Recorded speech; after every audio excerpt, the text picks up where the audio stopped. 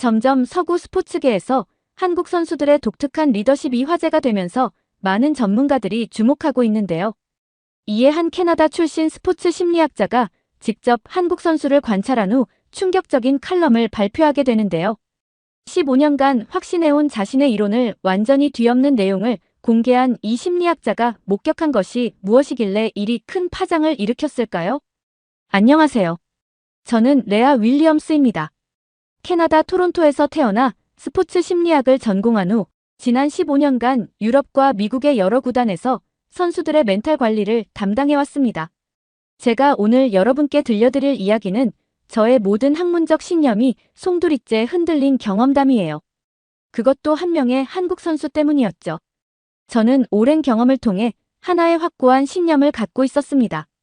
슈퍼스타 선수들은 본질적으로 자기중심적이라는 것이었어요. 맨체스터 유나이티드에서 근무할 때도, 바르셀로나 클럽하우스에서도, 심지어 미국 메이저리그에서도 마찬가지였습니다. 실력이 뛰어날수록 특별 대우를 당연하게 여기고 팀보다는 개인의 성과에 더 집중하는 모습을 수없이 봐왔거든요. 특히 기억에 남는 건 바르셀로나의 한 스타 선수였어요. 훈련장에 도착하면 전용 주차구역에 차를 세우고 전용 라커룸에서 혼자 준비 운동을 했죠. 다른 선수들과는 철저히 선을 그었고 팀 회식에도 거의 참석하지 않았습니다. 그런데도 성과는 뛰어났어요. 그래서 저는 이것이 슈퍼스타의 당연한 모습이라고 생각해왔습니다. 맨체스터 유나이티드에서 만난 또 다른 스타 선수도 비슷했어요. 미디어 인터뷰에서는 팀워크를 강조했지만 실제로는 자신의 득점 기록과 개인 통계에만 관심을 보였습니다. 동료가 더 좋은 위치에 있어도 패스보다는 직접 슈팅을 선택하는 경우가 많았죠. 이런 경험들을 바탕으로 저는 학회에서 여러 번 발표했고 논문도 썼습니다. 제목은 슈퍼스타 멘탈리티의 심리학적 분석이었어요. 핵심 내용은 최고 수준의 선수일수록 개인주의적 성향이 강해진다는 것이었죠. 그런 저에게 로스앤젤레스 FC에서 특별한 제안이 들어왔습니다. 한국의 손흥민 선수가 팀에 합류하면서 그의 멘탈 리더십에 대한 자문을 맡아달라는 것이었어요. 클럽 측은 아시아 마케팅 확장을 위해서라고 설명했지만 저는 솔직히 말해서 별다를 게 없을 거라 생각했습니다. 아시아 선수들도 결국 슈퍼스타가 되면 다 똑같아지더라고요. 계약서에 사인하면서 저는 이미 보고서의 결론을 머릿속으로 정리하고 있었어요. 아마도 문화적 차이는 있겠지만 결국 개인주의적 성향을 보일 것이고 팀 내에서 특별한 위치를 요구할 거라고 예상했죠. 하지만 첫 만남부터 뭔가 달랐습니다. 손흥민이 클럽에 도착한 첫날, 저는 충격적인 광경을 목격했어요. 보통 슈퍼스타 선수들은 후문이나 지하 주차장을 통해 조용히 입장합니다. 파파라치와 팬들을 피하려는 거죠. 그런데 손흥민은 정문으로 당당하게 걸어 들어오더라고요. 더 놀라운 건 정문 앞에 모인 수백 명의 팬들이었습니다. 한국계 미국인들부터 시작해서 다양한 국적의 팬들이 몰려 있었어요. 저는 즉시 보안팀에 경보를 울렸습니다. 이런 상황에서는 보통 아수라장이 벌어지거든요.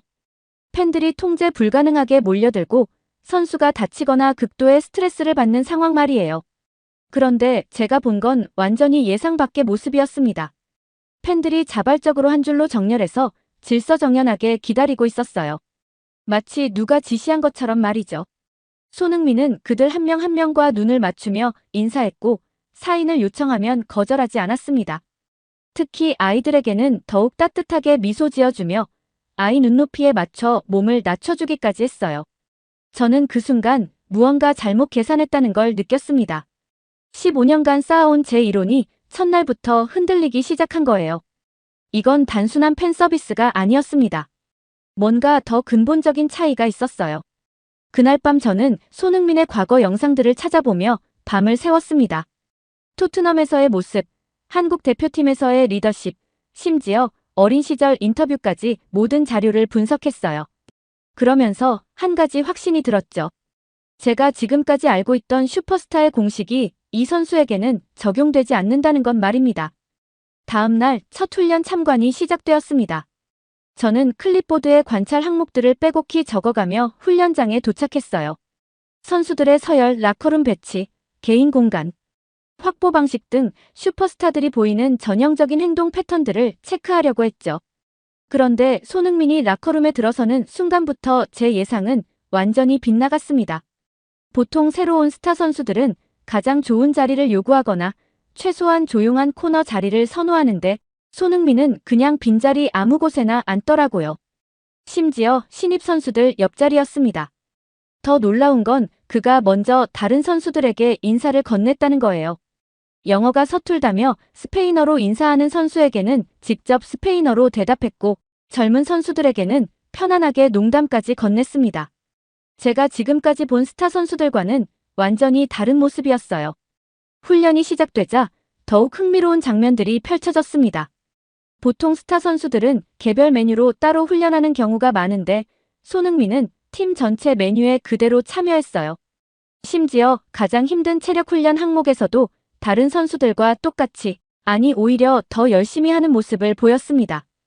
그런데 정말 예상치 못한 상황이 벌어졌어요. 훈련 중반 20살밖에 안 된 신인 선수 오르다가 패스 미스를 연달아 범했습니다. 감독이 험한 표정을 짓고 다른 선수들도 짜증스러워하는 게 눈에 보였어요. 이런 상황에서 스타 선수들은 보통 거리를 두죠. 팀 분위기에 휘말리고 싶어 하지 않거든요. 그런데 손흥민은 직접 오르다에게 다가갔습니다. 어깨에 손을 올리며 뭔가 이야기하더라고요. 저는 립리딩으로 대화 내용을 파악하려 했지만 거리가 너무 멀어서 정확히는 들을 수 없었어요.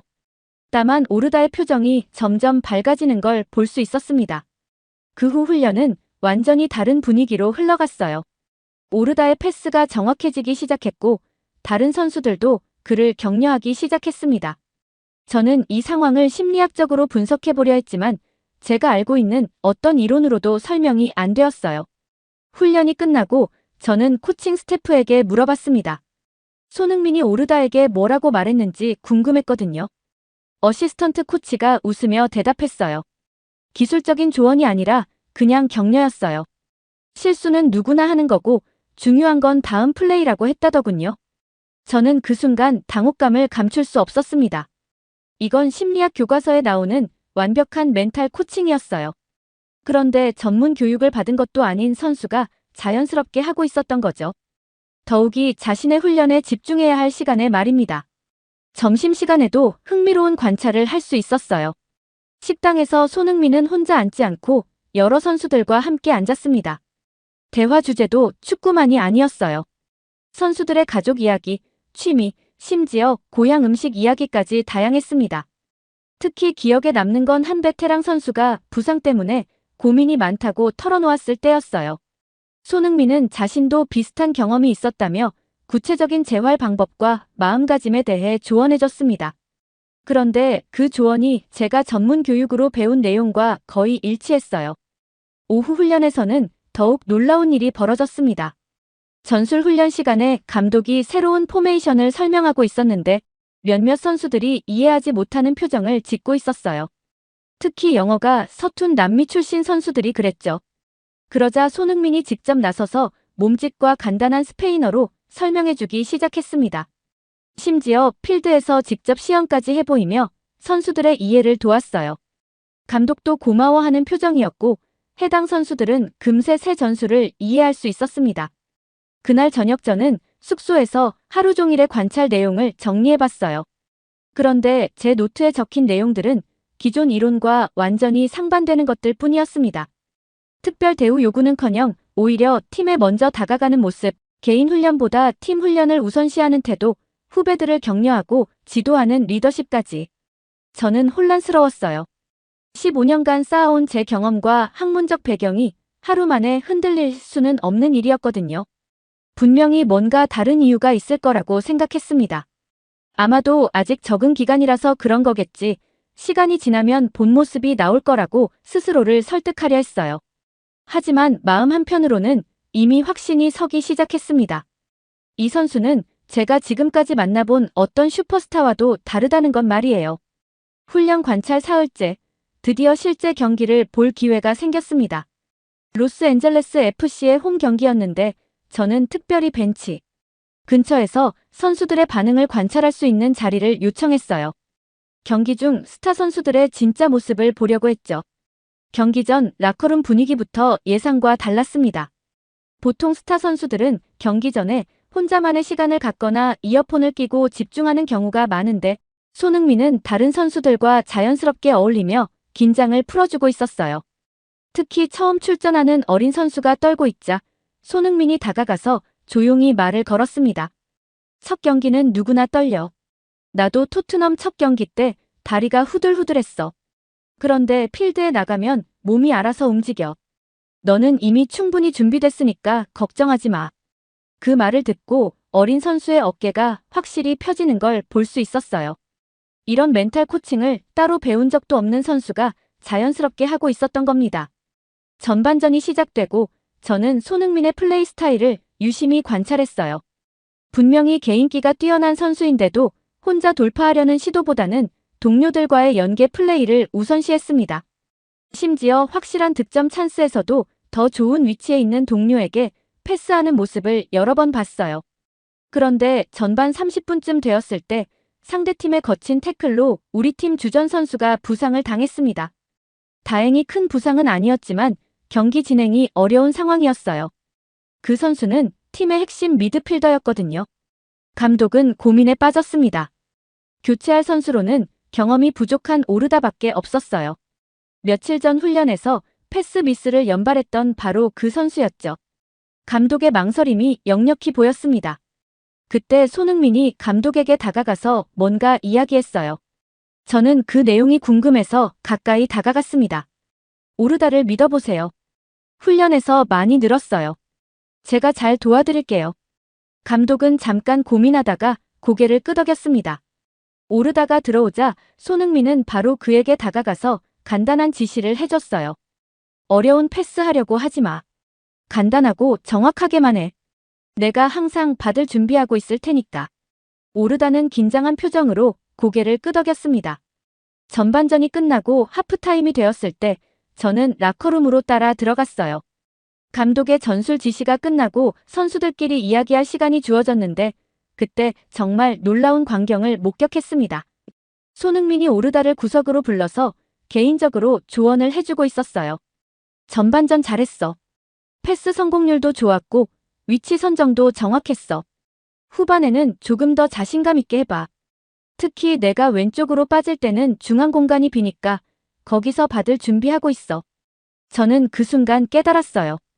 이건 단순한 격려가 아니라 구체적인 전술적 조언이었습니다. 그것도 자신의 움직임까지 설명해가면서 말이에요. 보통 스타 선수들은 자신의 플레이 패턴을 쉽게 알려주지 않는데 손흥민은 팀 전체의 성과를 위해 자신의 노하우까지 공유하고 있었던 거죠. 더욱 놀라운 건 다른 선수들의 반응이었어요. 베테랑 선수들도 손흥민의 조언에 귀 기울이고 심지어 추가로 질문하기까지 했습니다. 평소 같으면 경쟁 관계인 포지션의 선수들끼리도 서로 정보를 공유하고 있었어요. 저는 클립보드에 빼곡히 메모했습니다. 이런 라커룸 분위기는 제가 15년 동안 본 적이 없는 것이었거든요. 보통은 각자 개인적인 준비에만 집중하거나 아니면 감독의 지시사항만 되새기는 정도였는데 여기서는 선수들끼리 자발적으로 소통하고 있었습니다. 후반전이 시작되자 더욱 흥미로운 일이 벌어졌어요. 손흥민이 하프타임에 한 말 그대로 왼쪽으로 빠지며 공간을 만들었고 오르다는 그 빈 공간에서 볼을 받았습니다. 그리고는 정확히 손흥민이 지시한 대로 간단하고 정확한 패스를 시도했어요. 그 패스가 손흥민에게 정확히 연결되었고 손흥민은 바로 골키퍼와 1대1 찬스를 만들어냈습니다. 골까지는 이어지지 않았지만 그 장면만으로도 충분히 인상적이었어요. 하프타임의 짧은 조언이 실제 경기에서 바로 구현된 거였으니까요. 그 후로 오르다는 완전히 다른 선수가 된 것처럼 보였습니다. 자신감 있게 볼을 받고 정확한 패스를 시도했어요. 심지어 공격적인 움직임까지 보여주며 팀의 득점 찬스 메이킹에 기여했습니다. 경기가 끝나고 저는 깊은 생각에 빠졌어요. 제가 방금 본 것은 단순한 팀워크가 아니었습니다. 한 선수가 다른 선수의 잠재력을 끌어내는 모습이었거든요. 그것도 아무런 대가나 조건 없이 말이에요. 경기 관찰 일주일 후 저는 클럽의 퍼포먼스 분석팀과 미팅을 가졌습니다. 손흥민의 개인 데이터뿐만 아니라 팀 전체에 미치는 영향을 수치로 확인해 보고 싶었거든요.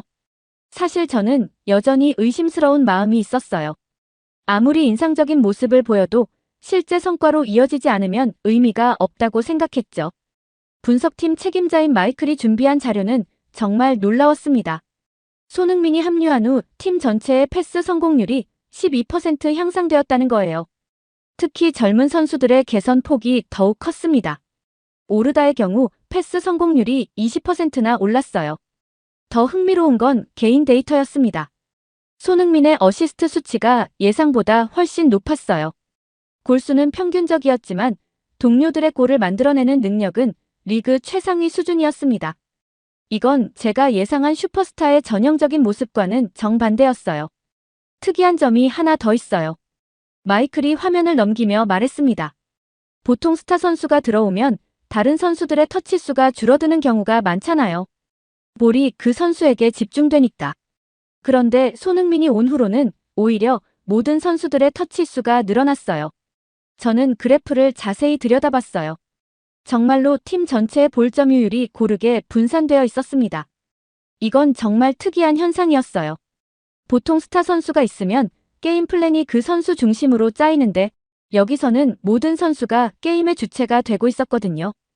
혹시 손흥민 선수의 히트맵도 볼 수 있을까요? 저는 추가로 요청했습니다. 히트맵을 보면 선수가 경기 중 어느 위치에서 가장 많은 시간을 보내는지 알 수 있거든요. 스타 선수들은 보통 자신에게 가장 유리한 위치에서만 활동하는 경우가 많아요. 그런데 손흥민의 히트맵을 보고 저는 또 한 번 놀랐습니다. 공격 지역뿐만 아니라 미드필드, 심지어 수비 지역까지 골고루 색칠되어 있었어요. 마치 전 포지션을 다 소화할 수 있는 유틸리티 플레이어 같았습니다. 이 선수 정말 특이하네요. 마이클도 감탄했어요. 보통 윙어나 공격수들은 자신의 구역에서만 뛰려고 하는데 이 선수는 팀이 필요한 곳이면 어디든 가서 도움을 주려고 해요. 수비할 때는 풀백처럼 뛰고 공격할 때는 스트라이커처럼 움직이고요. 저는 더 자세한 데이터를 요청했어요. 손흥민이 경기에 출전했을 때와 출전하지 않았을 때의 팀 퍼포먼스 차이, 다른 선수들과의 패스 네트워크, 심지어 선수들의 러닝거리까지 모든 걸 분석해보고 싶었거든요. 결과는 더욱 놀라웠습니다. 손흥민이 출전한 경기에서 팀의 총 러닝거리가 평균 5% 증가했어요.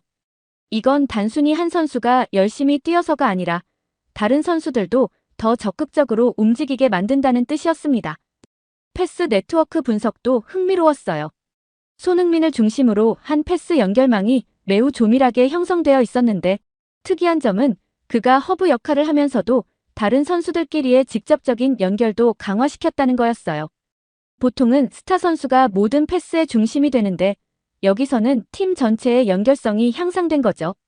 이런 데이터는 처음 봐요. 분석팀의 다른 직원도 고개를 저었어요. 보통 개인 능력이 뛰어난 선수일수록 팀 플레이 지수는 떨어지는 게 일반적인데 이 선수는 개인 능력과 팀 플레이가 모두 최상위권이에요. 저는 그날 밤 숙소에서 모든 데이터를 다시 정리해봤어요. 숫자로 확인된 사실들은 제가 경험으로 쌓아온 이론과 완전히 상반되는 것들이었습니다. 스타 선수일수록 개인주의적이라는 제 가설이 송두리째 흔들리고 있었어요. 더욱 충격적인 건 팀 내 분위기 변화였습니다. 클럽 관계자들에게 들은 바로는 손흥민이 온 후로 훈련장 분위기가 완전히 달라졌다는 거예요. 선수들끼리 더 많이 소통하고 서로를 격려하는 모습이 늘어났다는 것이었죠. 심지어 베테랑 선수들도 변화했다고 했어요. 원래는 개인 운동에만 집중하던 선수들이 후배들과 함께 추가 훈련을 하기 시작했고 팀 회식 참석률도 높아졌다는 거였습니다. 저는 이런 변화들을 어떻게 설명해야 할지 막막했어요. 제가 알고 있는 스포츠 심리학의 어떤 이론으로도 이런 현상을 완전히 설명할 수 없었거든요. 한 선수가 팀 전체의 문화를 바꾸는 경우는 정말 드문 일이었으니까요.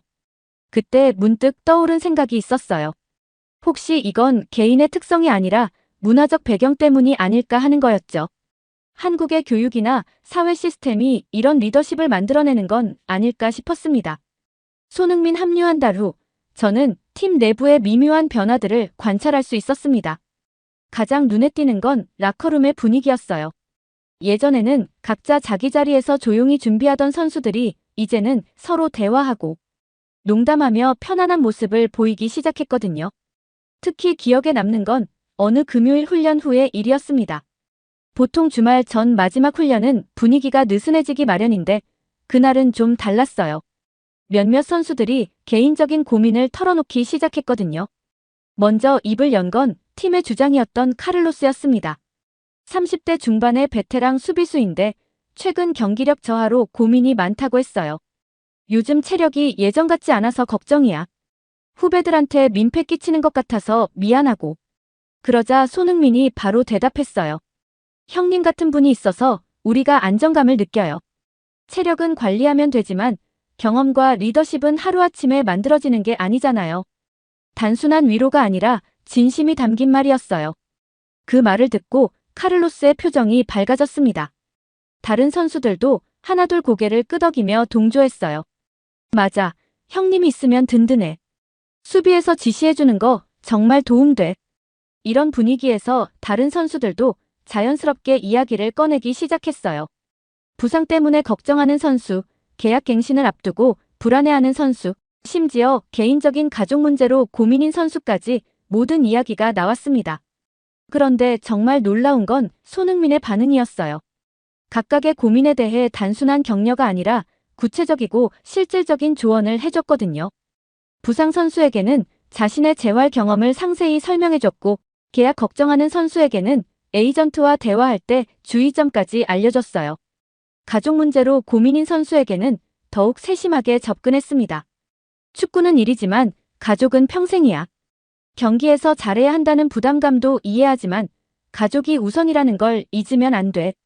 그러면서 자신도 비슷한 고민을 했던 경험을 솔직하게 털어놨어요. 저는 이런 모습을 보며 정말 신기했습니다. 보통 스타 선수들은 다른 선수들의 개인적인 문제에 깊이 개입하지 않거든요. 자신의 컨디션 관리와 경기력에만 집중하는 것이 일반적이죠. 그런데 손흥민은 마치 팀의 심리 상담사 역할까지 하고 있었어요. 더욱 놀라운 건 그 후의 변화였습니다. 라커룸에서 선수들끼리 서로의 고민을 나누는 일이 자연스러워졌어요.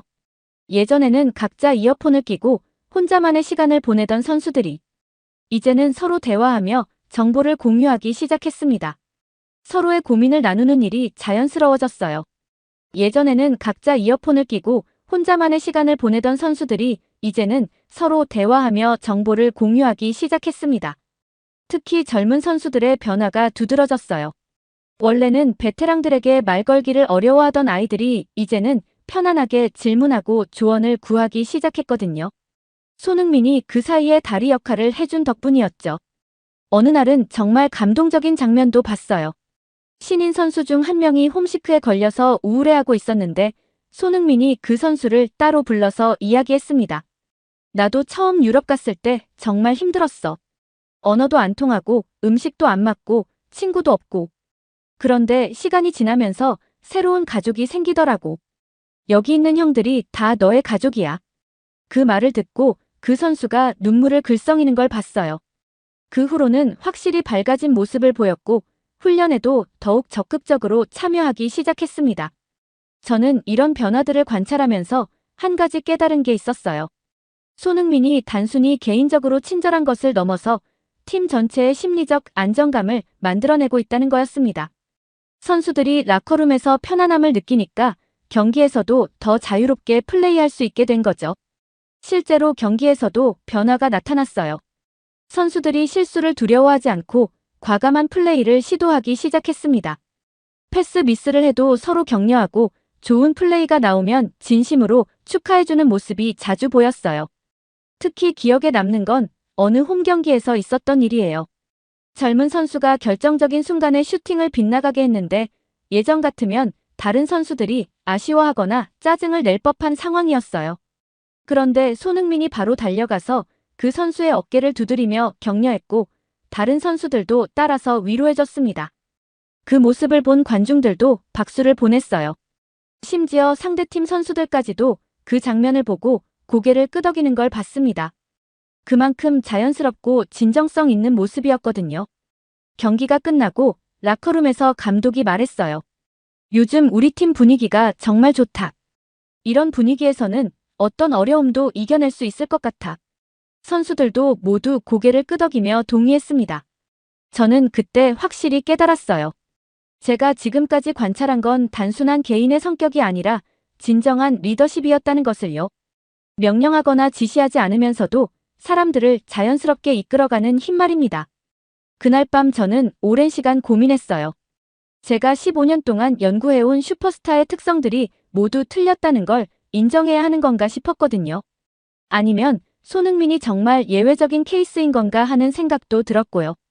하지만 더 깊이 생각해보니 이건 단순히 예외적인 사례가 아니었어요. 손흥민을 통해 제가 배운 건 진정한 리더란 자신을 드러내는 게 아니라 다른 사람들을 빛나게 만드는 사람이라는 것이었습니다. 그리고 그런 리더십이 팀 전체의 퍼포먼스를 끌어올린다는 거였죠. 손흥민과 함께한 지 2달이 지나면서 저는 점점 더 큰 혼란에 빠졌습니다. 제가 학회에서 발표했던 논문들, 그동안 확신해왔던 이론들이 하나씩 무너져 내리고 있었거든요. 특히 슈퍼스타일수록 팀보다 개인을 우선시한다는 핵심 가설이 완전히 뒤집히고 있었어요.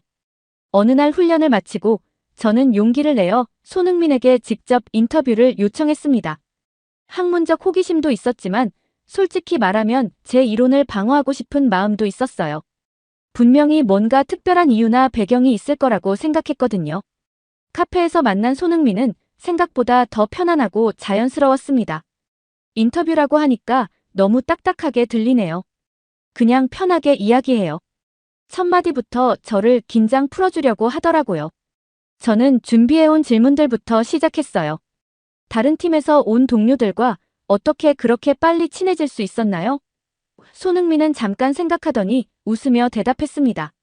특별한 방법이 있는 건 아니에요. 그냥 진짜 관심을 갖고 대화하려고 노력하는 것뿐이죠. 사람들은 자신의 이야기를 들어주는 사람을 좋아하잖아요. 저도 그렇고요. 그 말에 저는 좀 더 구체적으로 물어봤어요. 하지만 경쟁 관계에 있는 선수들과도 그렇게 가깝게 지내는 게 쉽지 않을 텐데요. 경쟁자이기 전에 동료예요. 손흥민의 대답은 명확했습니다. 같은 유니폼을 입고 같은 목표를 향해 뛰는 사람들이잖아요. 서로 경쟁하면서도 함께 성장할 수 있다고 생각해요. 제가 잘한다고 다른 선수가 못하는 게 아니거든요. 저는 그 말에 조금 놀랐어요.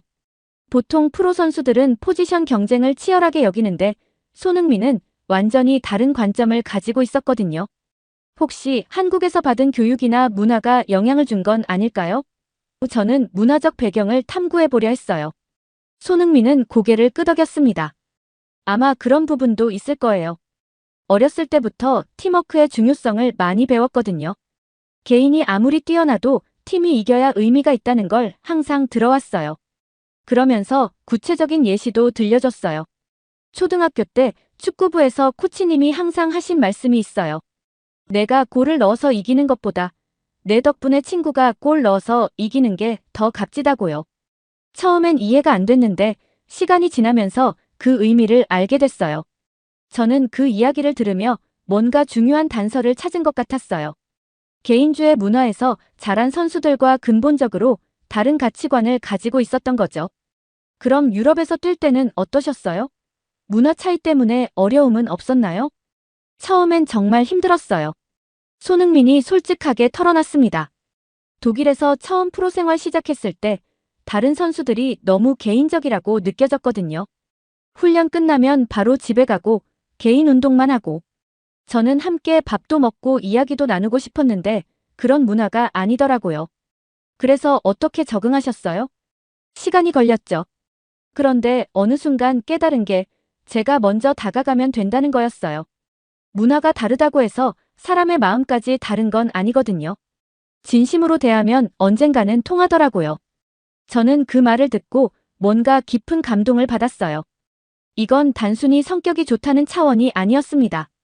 자신의 가치관을 포기하지 않으면서도 다른 문화에 적응해 나가는 지혜였거든요. 혹시 힘들 때는 없으셨나요? 아무리 노력해도 받아들여지지 않는다고 느낄 때 말이에요. 손흥민은 잠시 침묵했다가 대답했어요. 있었죠. 특히 토트넘 초기에 그런 적이 많았어요. 언어도 서툴고 전술 이해도 부족하고. 그런데 그때마다 생각했어요. 내가 여기 왜 왔나? 축구 때문에 왔잖아. 그럼 축구로 보여주자고요. 축구로 보여준다는 게 구체적으로 어떤 의미인가요? 말로 설명하기보다는 행동으로 보여주는 거예요. 훈련할 때 누구보다 열심히 하고 경기에서 팀을 위해 뛰고 그러면 언젠가는 인정받을 수 있다고 믿었어요. 저는 그때 깨달았어요. 손흥민의 리더십은 하루아침에 만들어진 게 아니라 오랜 시간에 걸친 경험과 노력의 결과였다는 것을요. 그리고 그 바탕에는 확고한 가치관이 있었습니다. 인터뷰를 마치고 돌아오는 길에 저는 깊은 생각에 잠겼어요. 제가 지금까지 만난 슈퍼스타들이 개인주의적이었던 건 그들의 본성 때문이 아니라 환경과 문화의 영향이었을 수도 있다는 생각이 들었거든요. 인터뷰 후 며칠 동안 저는 모든 관찰 기록과 데이터를 다시 정리해봤습니다. 그러면서 한 가지 확실해진 게 있었어요. 제가 계획했던 보고서로는 이 경험을 제대로 설명할 수 없다는 것이었죠. 사실 처음 계획은 간단했어요. 아시아 선수의 멘탈 특성 분석이라는 제목으로 학술적 보고서를 작성해서 클럽에 제출하는 거였습니다. 그런데 손흥민을 관찰하면서 깨달은 건 이게 단순히 아시아 선수의 특성이 아니라는 거였어요. 어느 날 저녁, 저는 동료 심리학자인 사라에게 전화를 걸었습니다. 캐나다에서 함께 일했던 친구인데 제 고민을 털어놓고 조언을 구하고 싶었거든요. 레아, 내 이야기를 들어보니까 정말 흥미롭다. 그런데 왜 고민이야? 좋은 케이스 스터디가 될 것 같은데. 그게 문제야, 사라. 이건 단순한 케이스 스터디로 끝낼 일이 아니야. 우리가 지금까지 알고 있던 리더십에 대한 관념 자체를 바꿔야 할 것 같아. 사라는 잠시 생각하더니 물었어요. 그럼 학술 논문 대신 다른 형태로 발표하는 건 어때? 더 많은 사람들이 볼 수 있게 말이야. 그 말에 저는 번뜩 아이디어가 떠올랐어요. 학술지 기고가 아니라 일반인들도 읽을 수 있는 칼럼 형태로 써보자는 생각이 든 거죠. 전문 용어 가득한 보고서보다는 생생한 경험담으로 사람들에게 다가가는 게 더 의미 있을 것 같았어요. 그날부터 저는 칼럼 작성에 몰두했습니다. 제목부터 고민이 많았어요. 처음에는 슈퍼스타 리더십의 새로운 패러다임 같은 딱딱한 제목을 생각했는데 뭔가 와닿지 않더라고요. 계속 고민하다가 문득 떠오른 제목이 있었어요. 한국이 길러낸 진짜 리더. 단순하지만 제가 느낀 감동을 그대로 담을 수 있는 제목이었습니다. 칼럼을 쓰면서 가장 신경 쓴 건 객관성이었어요. 제가 아무리 감동받았다고 해도 이건 학술적 관찰의 결과였으니까 개인적 감정은 배제해야 했거든요. 하지만 동시에 생생함도 놓치고 싶지 않았어요. 첫 번째 초안을 완성하는데 일주일이 걸렸습니다. 그런데 다시 읽어보니 뭔가 부족한 느낌이 들었어요. 손흥민의 리더십을 설명하는 데만 집중하다 보니 정작 중요한 메시지가 빠진 것 같았거든요. 그래서 다시 써보기로 했어요. 이번에는 단순히 한 선수에 대한 이야기가 아니라 리더십 자체에 대한 새로운 관점을 제시하는 데 집중했습니다. 진정한 리더는 자신을 드러내는 사람이 아니라 다른 사람을 빛나게 만드는 사람이다. 이게 제 칼럼의 핵심 메시지였어요. 그리고 손흥민을 통해 본 한국의 교육과 문화에 대해서도 언급했습니다. 개인의 성취보다 공동체의 성공을 우선시하는 가치관, 경쟁자도 동료로 여기는 마음가짐, 나이와 경험에 관계없이 서로를 존중하는 문화. 특히 강조하고 싶었던 건 이런 리더십이 결코 약한 리더십이 아니라는 점이었어요. 오히려 더 강력하고 지속 가능한 리더십이라는 것을요. 개인의 카리스마에 의존하는 리더십은 그 사람이 없으면 무너지지만 구성원들을 성장시키는 리더십은 영속성을 갖는다는 거였죠. 칼럼을 완성하고 나서 저는 클럽 관계자들에게 먼저 보여줬어요. 원래 약속했던 보고서 대신 칼럼을 썼다고 설명하면서 양해를 구했죠. 클럽 대표는 칼럼을 다 읽고 나서 말했어요. 이거 정말 좋은데요? 우리 클럽 홍보에도 도움이 될 것 같아요.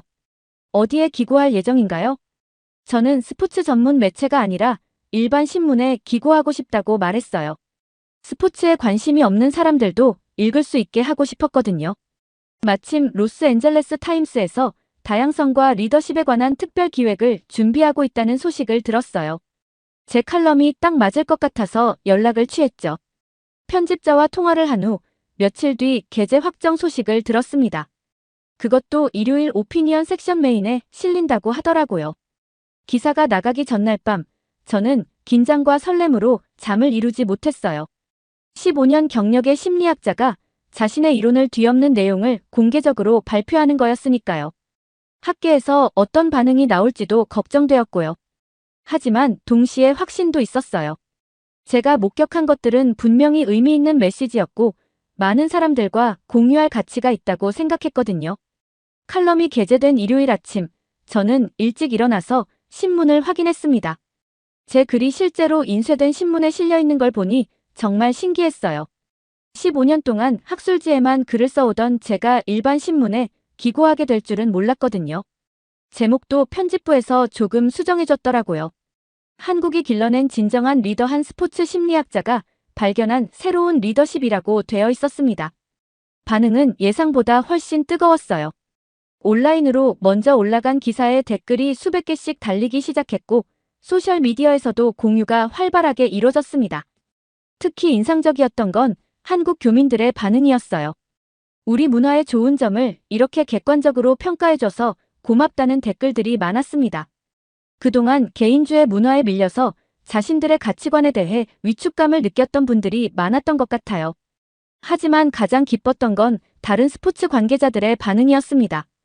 NBA의 한 코치가 트위터에 제 기사를 공유하면서 우리 팀에서도 이런 리더십을 배우고 싶다고 썼더라고요.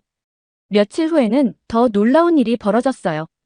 하버드 비즈니스 스쿨에서 연락이 온 거예요. 제 칼럼을 읽고 리더십 강의에 초청하고 싶다고 하더라고요. 스포츠를 넘어서 비즈니스 리더십에도 적용할 수 있는 내용이라는 거였습니다. 그때 저는 정말로 깨달았어요. 제가 손흥민을 통해 발견한 건 단순히 스포츠계의 특별한 사례가 아니라 리더십에 대한 보편적 진리였다는 것을요. 강의 준비를 하면서 저는 더 많은 연구를 하게 되었습니다. 한국의 다른 스포츠 스타들은 어떨까 궁금해서 자료를 찾아봤거든요. 놀랍게도 비슷한 패턴을 보이는 선수들이 많았어요.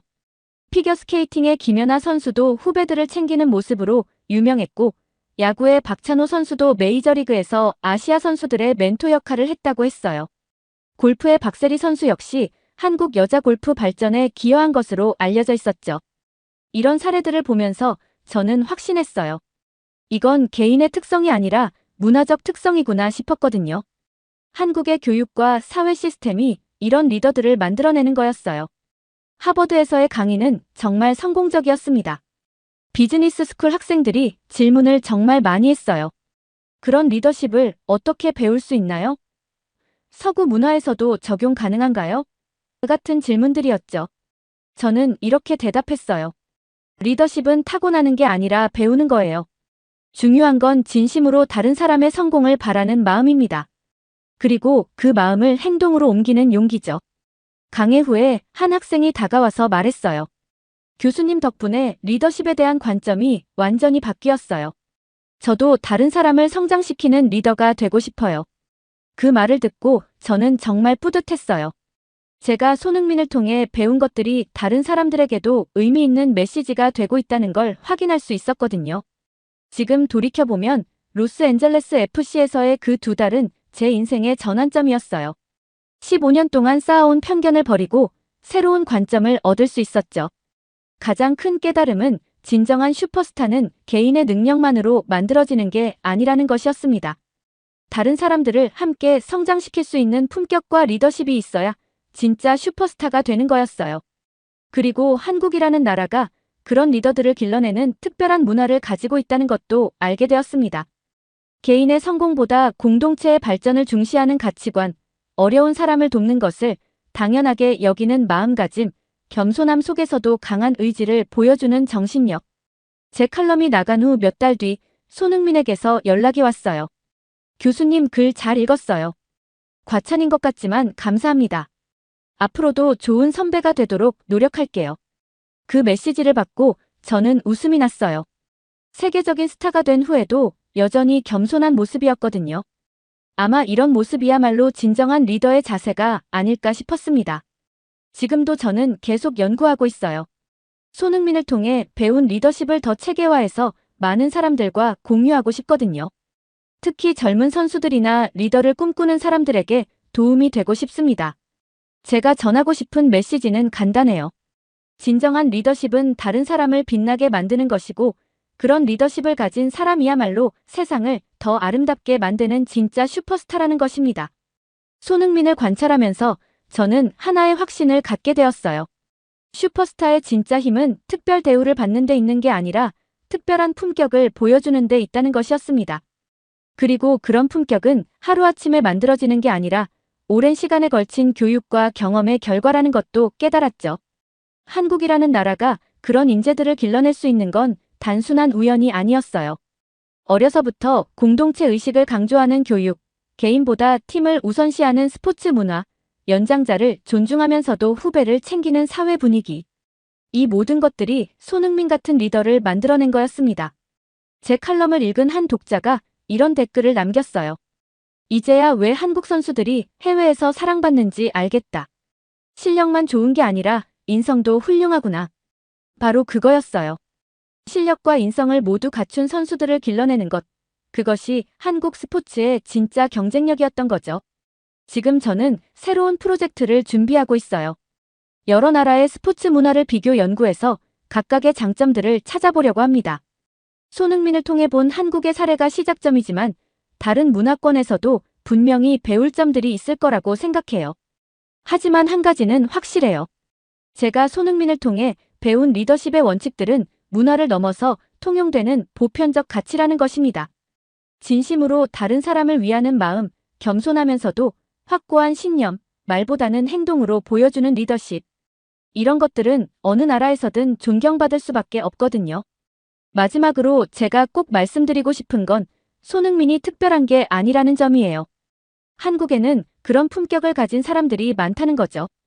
다만 세계 무대에서 그것을 보여줄 기회가 많지 않았을 뿐입니다. 앞으로 더 많은 한국의 젊은이들이 세계 무대에서 활약하게 될 텐데 그때마다 손흥민이 보여준 것 같은 모습들을 볼 수 있을 거라고 확신해요. 실력도 뛰어나고 인성도 훌륭한 진정한 글로벌 리더들 말입니다. 저는 이제 한국을 더 깊이 이해하고 싶어졌어요. 이런 훌륭한 인재들을 길러내는 교육 시스템과 문화적 배경을 직접 경험해보고 싶거든요. 올해 안에 한국을 방문해서 더 많은 연구를 할 계획입니다. 그리고 언젠가는 손흥민과 다시 만나서 이야기하고 싶어요. 제가 그를 통해 배운 것들을 어떻게 발전시켜 왔는지, 그리고 그가 여전히 처음 만났을 때와 같은 마음을 갖고 있는지 궁금하거든요. 분명히 변하지 않았을 거예요. 왜냐하면 진짜 리더는 성공해도 초심을 잃지 않으니까요. 그리고 그런 모습이야말로 제가 손흥민을 통해 배운 가장 중요한 교훈이었습니다. 세상에는 두 종류의 스타가 있어요. 자신만 빛나는 스타와 다른 사람까지 빛나게 만드는 스타. 손흥민은 분명히 후자였고 그런 스타야말로 진정한 슈퍼스타라고 생각합니다. 제 이야기는 여기서 끝이지만 손흥민이 보여주는 리더십의 이야기는 계속될 거예요. 그리고 그 이야기를 보며 더 많은 사람들이 진정한 리더십이 무엇인지 깨달을 수 있을 거라고 믿습니다. 지금까지의 사연 어떻게 들으셨나요? 재밌게 들으셨다면 댓글로 남겨주세요. 추첨을 통해 커피 쿠폰들 보내드립니다. 다음에 더 재밌는 사연으로 돌아올게요. 감사합니다.